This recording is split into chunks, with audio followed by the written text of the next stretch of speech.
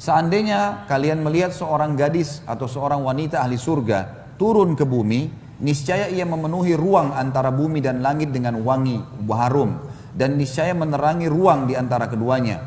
Kudung yang berada di atas kepalanya lebih baik daripada dunia berikut segala isinya. Hadis ini diriwayatkan Imam Bukhari, dan lebih umum pendapat ulama mengatakan yang dibahas di sini adalah masalah penghuni surga dari wanita dunia. Hadis ini menjelaskan bukan bidadarinya, tetapi wanita ahli surga yang akan jadi pemimpin para bidadari di surga. Di sini dikatakan bahwasanya kalau seandainya salah seorang di antara mereka turun ke bumi ini, maka niscaya seluruh ruang antara langit dan bumi terisi dengan bau wanginya si wanita tadi. Dan kudung yang berada di atas kepalanya, dan ini menandakan di surga masih ada kudung. Maka kudung yang ada atau kain yang ada di kepalanya lebih baik daripada dunia dan seluruh isinya. Ada hadis nanti menjelaskan di atas kepalanya ada mahkota yang satu perhiasannya, satu batu permatanya itu lebih baik daripada dunia dan seluruh isinya. Selalu begitu penyampaiannya. Dan ini menandakan luar biasa. Kata para ulama hadis, kalau yang dimaksud dengan baru baunya saja sudah bisa mewangi langit dan bumi, semua diwangi dengan wanginya dia, dan kerudungnya lebih baik daripada dunia dan seluruh isinya, maka bagaimana dengan wajahnya, bagaimana dengan postur tubuhnya? Tentu jauh lebih indah daripada itu semua. Ini yang dimaksud dengan makna hadis. Abu Hurairah juga meriwayatkan hadis yang lain. Hadis ini riwayat Bukhari juga. Rombongan pertama yang masuk surga, wajah mereka laksana bulan di malam bulan purnama, dan rombongan berikutnya wajah mereka laksana bintang yang bersinar paling terang di langit. Masing-masing orang memiliki 2 orang istri yang isi betis keduanya terlihat dari balik dagingnya. Di surga tidak ada orang yang hidup membujang. Hadis ini menjelaskan kepada kita tentang adanya pasangan hidup di dunia akan bersama di akhirat. Punya makna banyak pendapat ulama. Yang pertama yang dimaksud dia memiliki 2 orang istri adalah kalau seorang laki-laki memiliki memang poligami di dunia, maka akan bersama dengan dia di akhirat selama memang sama-sama beriman. Makna yang lain, kalau seseorang meninggal istrinya, kemudian dia menikah lagi, jadi kedua-dua istrinya masih belum cerai, maka akan bersamanya juga di surga. Ini makna yang lain. Makna yang lain juga kata ulama adalah yang dimaksud dengan memiliki 2 orang istri, kalau ada wanita dunia yang meninggal belum sempat menikah, gadis, atau dia meninggal memang, ada orang subhanallah masih muda sudah meninggal, atau ada orang yang sudah tua sampai tua pun, sudah berumur lanjut tapi juga belum menikah, gadis tua, ini semua akan menikah dengan ahli surga. Maksudnya tidak ada orang yang tidak ada pasangannya di surga. Maka dia akan dinikahkan dengan salah satu ahli surga dengan hikmah Allah. Ini salah satu pendapat. Kemudian pendapat yang lain dimaksud adalah istri di dunianya akan bersamanya, dan bersama juga bidadari yang akan mendampinginya. Karena memang saya sudah pernah jelaskan Bapak Ibu sekalian, di surga sudah berbeda dunia. Di surga semuanya kehidupan poligami. Memang sudah hikmah Allah seperti itu. Dan sudah tidak ada urusan kayak dunia orang cemburuan, orang merasa persaingan, ini sudah tidak ada semua. Semua masalah penyakit hati, masalah cemburu buta, dendam, segala macam ini sudah tidak ada. Dan Allah memuliakan wanita dunia dengan menjadikannya pemimpin para wanita di surga. Dan banyak pendapat, ulama tentu menggabungkan antara pendapat ini. Bukan mustahil semuanya ini adalah benar. Tapi penyampaian Nabi SAW, kalau mereka akan memiliki 2 orang istri, dan disebutkan cirinya, isi betis keduanya terlihat dari balik dagingnya. Artinya ini sangat indah, sangat memiliki kesempurnaan fisik. Ya. Jadi tidak ada lagi kulit gelap, semuanya berkulit putih, bersih, saking bersihnya sampai terlihat sesuatu di belakang daging itu. Makna sebagian ulama mengatakan ada orang kadang-kadang kalau putih sekali kulitnya sampai membuat urat-uratnya terlihat. Bisa ini maknanya, bisa juga tidak. Bisa juga makna lebih dalam daripada itu, karena memang di surga sudah berbeda, tidak seperti apa yang kita bisa bayangkan di dunia. Allahu a'lam. Kemudian hadis selanjutnya adalah hadis diriwayatkan oleh At-Tabarani dalam kitab Awsat dengan sanad yang baik. Abu Sa'id Al-Khudri radhiyallahu anhu meriwayatkan sabda Nabi SAW, sesungguhnya seseorang duduk santai di surga selama 70 tahun sebelum berpindah. Maksudnya nanti kita kalau lihat sebuah tempat nih, sudut sini, pengen duduk, itu 70 tahun dia duduk. Berjalan waktu karena nikmatnya sampai dia tidak mau tinggalin tempat itu 70 tahun. Untuk pindah ke tempat lain 70 tahun. Karena tidak ada lagi umur. Khalidina fiha, kekal di dalamnya, abadi. Nggak ada lagi kesusahan. Jadi orang duduk sampai dia merasa dia pengen pindah tempat lain. Ini sabda Nabi SAW, teman-teman sekalian. Jangan dianggap ini penyampaian yang sederhana. Kata Abu Sa'id Al-Khudri meriwayatkan Nabi SAW bersabda, sungguhnya seseorang duduk santai di surga selama 70 tahun sebelum dia berpindah, maksudnya pindah ke tempat lain. Kemudian istrinya datang padanya lalu melihat wajahnya pada pipi istrinya.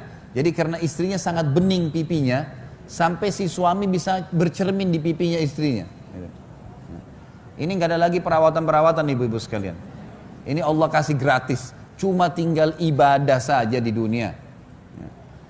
Yang lebih bening dibandingkan cermin. Jadi dia bisa bercermin di pipi istrinya. Intan paling kecil yang dipakainya dapat menyinari antara timur dan barat. Intannya si istri tadi, perhiasannya. Istrinya memberi salam padanya dan ia pun menjawab salamnya. Ia bertanya kepadanya, siapa anda ini? Ia menjawab, aku adalah tambahan atau mazid. Ia memakai 70 pakaian dan yang paling kecil seperti gunung Nu'man karena bagusnya. Berasal dari pohon tuba. Ia menerawangnya sehingga melihat isi betisnya dari balik pakaiannya. Wanita tersebut memakai mahkota dan intan yang paling kecil miliknya dapat menyinari antara timur dan barat. Saya, kata beliau penulis mengatakan, pernyataannya aku adalah mazid atau tambahan sebagaimana dalam hadis tadi.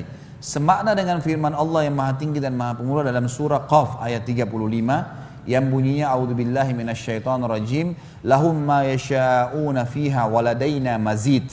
Mereka di dalamnya memperoleh apa yang mereka kehendaki dan pada sisi kami ada tambahannya. Dan An-Nu'man artinya sebuah bukit di Arafah. Sementara Tuba adalah pohon yang mengeluarkan pakaian-pakaian ahli surga. Baik, ini adalah dalilnya. Saya rincikan. Dimulai daripada seseorang duduk santai di surga selama 70 tahun sebelum berpindah. Ini maksudnya adalah dia bersantai di sudut-sudut istanahnya. Dari salah satu istana yang dia milikin. Kemudian istrinya datang padanya. Yang dimaksud dengan istrinya datang adalah bisa istri di dunia atau bisa yang Allah nikahkan dari bidadari. Lalu kemudian diceritakan tentang ciri khasnya wanita tersebut karena beningnya pipinya sampai si suami bisa bercermin padanya. Dan kemudian dia menggunakan perhiasan yang menerangi antara timur dan barat. Dan ini lebih dekat maknanya kata ulama hadis adalah pada saat seorang ahli surga pertama masuk ke dalam surga. Dan dia begitu masuk ke istananya, dia belum bertemu dengan istrinya. Maka pada saat dia masuk barulah ketemu dengan istrinya. Sebagian ulama hadis mengatakan dia bertanya siapa anda ini? Padahal ini bisa bermakna istri di dunia. Dia heran karena ada terjadi perubahan total. Perubahan secara keseluruhan. Baik dari kulitnya, dari matanya, dari rambutnya, semua berubah. Semuanya menjadi sesuatu yang indah. Makanya dia bertanya siapa anda ini? Maka dia mengatakan saya mazid. Mazid ini bisa bermakna dua. Yang pertama adalah firman Allah tadi, bidadari yang Allah datangkan untuk dia nikahi, dijadikan sebagai pasangannya, atau memang istri di dunia memang Allah subhanahu wa ta'ala mengubahnya menjadi lebih sempurna dari sebelumnya.